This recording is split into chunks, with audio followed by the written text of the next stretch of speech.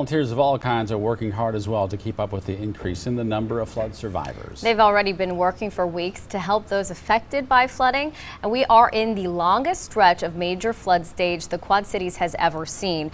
Red Cross staff members and volunteers at the Moline headquarters say yesterday's barrier breach has them calling in even more volunteers. They're helping people with initial emergency needs like food, water, and mental health services. Local 4's Tahira Rahman joins us live in Davenport with what volunteers are doing today. Tahira?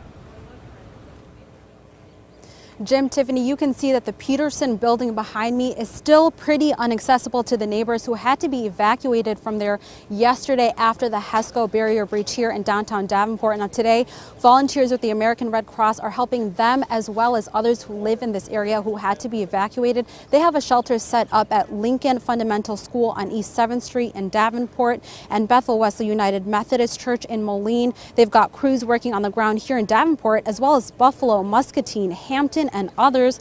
They're distributing cases of water and cleanup supplies for areas that need it most. Now, they've been doing all of this for 49 straight days now. We started with the Rock and Wapsie River flooding, and we had that response first, and then it kind of rolled into the Mississippi response. So we have been doing this a lot. Obviously, it's escalated this past week as the heavy rains and new crest levels came out and all. Red Cross leaders say that they plan to be out here for a while now. The National Weather Service predicts that the Mississippi is going to remain in flood stage through most of the month of May. So if you need help from the American Red Cross at any point, you can call them. Leaders tell me that if they can't help you, they can connect you with community partners who can. Live in Davenport, Tahira Rahman, Local 4 News. Tahira.